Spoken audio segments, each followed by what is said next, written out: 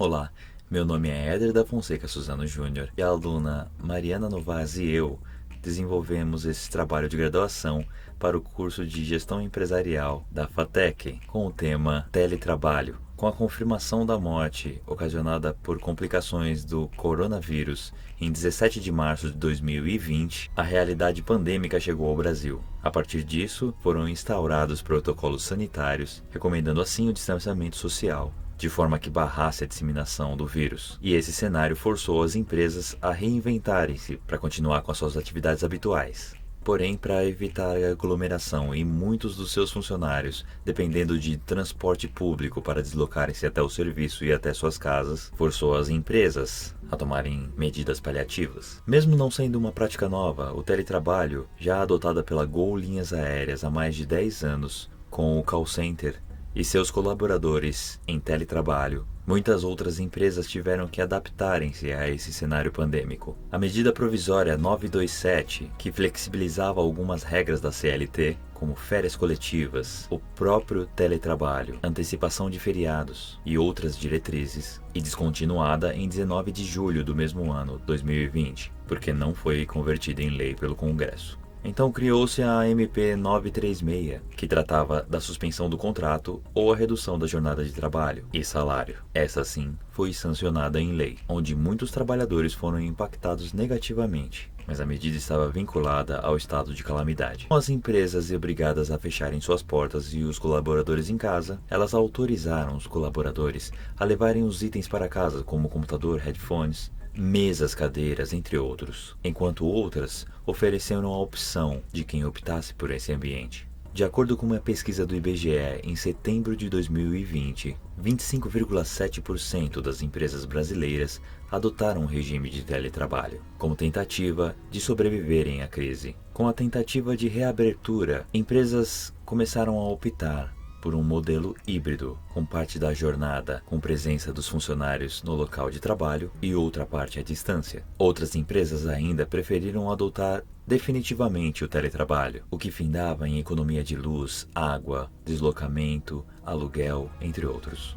Essa fase de fechamento deixou claro o desafio de conciliar a rotina doméstica com o teletrabalho, com os colaboradores muitas vezes vendo-se pressionados a demonstrar o valor para as empresas para não ficarem sem seus empregos distante dos olhos da gestão. Jornadas de trabalho sem horário estipulado, distância física do trabalho, isolamento social, aprendizado das ferramentas que não eram utilizadas anteriormente, familiares em casa partilhando dos mesmos equipamentos para trabalho e estudo, demonstraram a fragilidade e a importância de haver uma legislação específica para o caso, para garantir que o novo modelo de trabalho dê certo. Em setembro de 2020, o Ministério Público informou que intensificaria a fiscalização e publicou uma lista de 17 recomendações para que as leis trabalhistas já existentes fossem respeitadas no teletrabalho. Elas são: respeitar a ética digital no relacionamento com os trabalhadores, preservando intimidade, privacidade, segurança pessoal e familiar, contrato,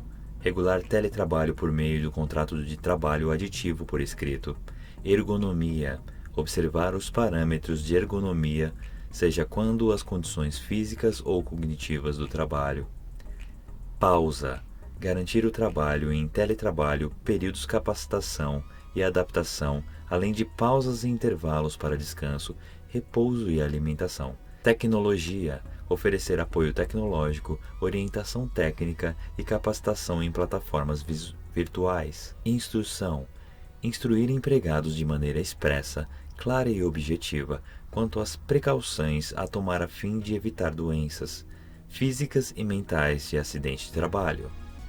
Jornada, observar a jornada contratual na adequação das atividades na modalidade de teletrabalho e em plataformas virtuais. Etiqueta digital, adotar modelos de etiqueta digital com horários para atendimento virtual de demanda, assegurando os repousos legais e o direito à desconexão.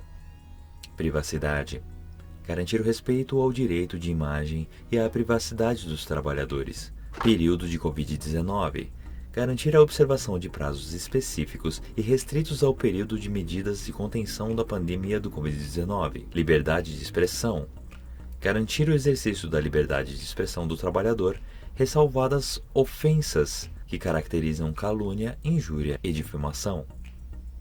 Autocuidado.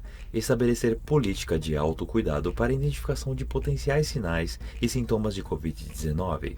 Antes mesmo da pandemia de Covid-19, as empresas já esperavam a implantação do teletrabalho, prevendo a economia com muitos custos gerados pelo presencial, e a pandemia acelerou esse processo. Consultorias em todo o mundo realizaram estudos e demonstram que a produtividade aumentou em 50%, em média, mas ainda não sabem se o aumento é permanente ou se é o medo do desemprego. Uma instituição britânica informa que 67% das pessoas fazendo teletrabalho reportam queda de empatia com os colegas e 37% relatam distúrbio de sono.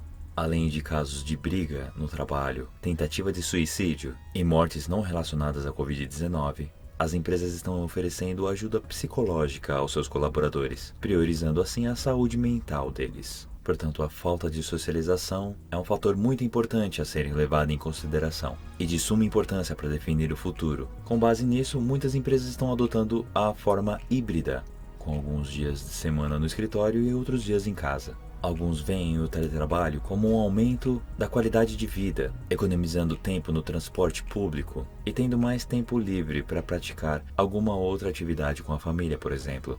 Além do modelo híbrido, as empresas estão oferecendo também folgas extras para que os colaboradores façam a desconexão das redes sociais, assim como concessão e cancelamento de benefícios. Passando esse período emergencial, todas as empresas que decidirem continuarem com o regime de teletrabalho devem ter estratégias traçadas com aprendizado nos erros, aliando-se com novas legislações que iminentemente têm que ser produzidas com o intuito de um futuro promissor do novo segmento de trabalho.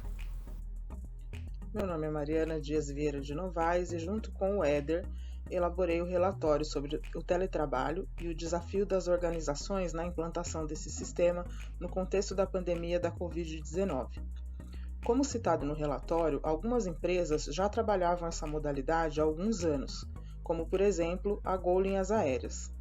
No ano de 2009 até o ano de 2011, eu trabalhei na empresa na função que era conhecida por eles como Home-Based. O termo utilizado pela Gol à época era Home-Based, mas ela já trabalhava com essa modalidade no call center e com os atendentes de chat, que era o meu caso. Eu atendi agências de viagem através do chat da empresa. A Gol ela tinha uma organização muito grande da modalidade à distância. Quando eu entrei na empresa, foi feito um processo seletivo. Nesse processo seletivo, a empresa já exigia que o colaborador tivesse equipamento adequado e mobiliário ergonômico para trabalhar para a empresa. A Gol oferecia um tempo para que a pessoa se adaptasse, de 30 dias, uma vez que ela fosse aprovada no processo seletivo, para que ela pudesse adaptar o seu equipamento, as configurações necessárias e adquirir o mobiliário. Foi uma experiência muito enriquecedora. Uma das exigências da empresa também à época era que o colaborador não tivesse filhos. E à época eu não tinha filhos, mas durante a minha estada na Gol eu engravidei da minha primeira filha e ela nasceu quando eu ainda atuava em casa. Então foi muito importante esse período para que eu pudesse estar com ela, dar a atenção necessária e também mantivesse as minhas funções profissionais. Eu fiquei durante um período de 3 anos na Gol, até que a sensação de trabalhar sozinha acabou pesando e eu pedi demissão no ano de 2011. A Gol oferecia um suporte para os colaboradores com o qual a gente poderia entrar em contato durante o período de trabalho, além da supervisão de cada equipe. Uma vez no mês, nós íamos até a sede da empresa receber um feedback sobre o nosso trabalho, e isso fazia com que houvesse uma proximidade da gestão, mesmo no trabalho à distância. Ainda assim, como meu esposo trabalhava à noite, e eu ficava durante boa parte do dia sozinha, depois que minha filha foi para a creche, para a pré-escola, então eu optei por pedir demissão porque eu sou uma pessoa que eu gosto de socializar, gosto de aprender com os colegas e não ter colegas pesou na minha decisão de pedir demissão da Gol. Depois disso eu trabalhei em inúmeras outras empresas, tanto em companhias aéreas quanto na área de tecnologia da informação, uma vez que eu sou técnica em informática, fiz o nível médio técnico em informática Até que no ano de 2014 eu ingressei na Prefeitura de São Paulo, através da Autarquia Hospitalar Municipal, na função de assistente de gestão de políticas públicas, trabalhando presencialmente numa unidade de um programa piloto chamado Descomplica São Paulo. Na unidade de São Miguel eu fiquei por aproximadamente 3 anos também, até que no ano de 2020 a função de técnico de TI foi terceirizada pela Prefeitura e eu fui convidada a integrar a equipe que trabalhava no centro de São Paulo, conhecida como Retaguarda, que é um suporte às unidades do Descomplica São Paulo. Além da unidade piloto de São Miguel Paulista, depois foram inauguradas mais 7 unidades. Então hoje o programa conta com 8 unidades existentes. Dessas 8 unidades, eu exerço a função de supervisora de tecnologia da informação, responsável por toda a parte de TI, por auxílio aos técnicos locais, pelas compras, por tudo que se refere à tecnologia da informação. Contato com os fornecedores, fiscalização de contratos de TI, da parte de infraestrutura, de redes, de outsourcing de impressão. Então essa é a função que eu exerço hoje de supervisora de tecnologia da informação, responsável pelas 8 unidades. Eu fui trabalhar no centro de São Paulo em fevereiro de 2020 e em março de 2020 também houve a confirmação da primeira morte por Covid-19 no mês de março. A primeira morte foi confirmada no dia 17 de março, que também é o dia do meu aniversário.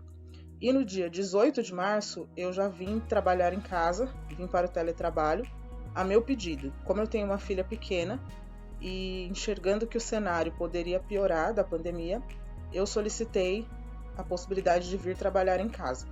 Então, na Prefeitura de São Paulo, na minha secretaria, que é a Secretaria Municipal de Inovação e Tecnologia, eu fui uma das primeiras a vir para o teletrabalho. Como para a Prefeitura esse é um cenário novo, onde antes nunca havia tido a possibilidade do teletrabalho, não houve um suporte por parte da Prefeitura para o início dessa modalidade. Então não foi oferecido a opção, como algumas empresas fizeram, do equipamento ou do mobiliário, e essa adaptação ela teve que ser por minha própria conta. Então eu já tinha um equipamento, também já tinha uma conexão com a internet boa e fiz uso disso para poder iniciar as minhas atividades em teletrabalho. No início foi uma adaptação bastante difícil, tanto do ponto de vista profissional, né, pela distância da gestão, quanto do pessoal, uma vez que eu sempre trabalhei fora de casa e minha família também não estava acostumada com a minha presença. Além disso, eu tenho uma filha de 10 anos que estuda à distância devido ao contexto da pandemia.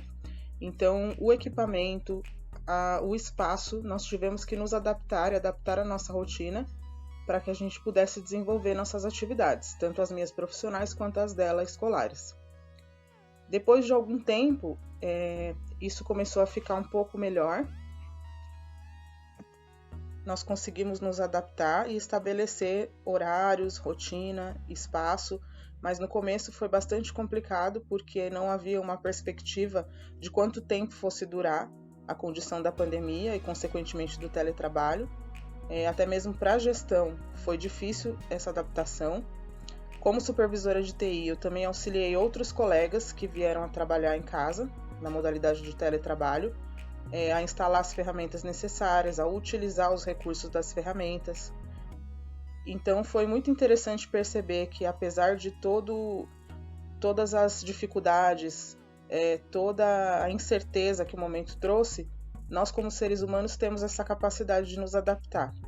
Então, com o tempo, tudo foi se encaixando e as pessoas foram se adaptando à modalidade de teletrabalho, ao ponto da Prefeitura de São Paulo perceber que estava economizando recursos com isso e que a produtividade não havia caído, pelo contrário, havia aumentado. Então a Prefeitura, no ano de 2021, estipulou que a modalidade do teletrabalho ela permanecerá de maneira definitiva, ainda que a pandemia acabe. O que para muitas empresas também passou a ser uma realidade, né? Com a experiência dando certo, as empresas optaram por manter a modalidade à distância como uma opção para os seus colaboradores. Para mim, que sou mãe, foi uma oportunidade de estar mais perto da minha filha, então eu vou optar, uma vez que a prefeitura está dando essa possibilidade, por continuar na modalidade à distância.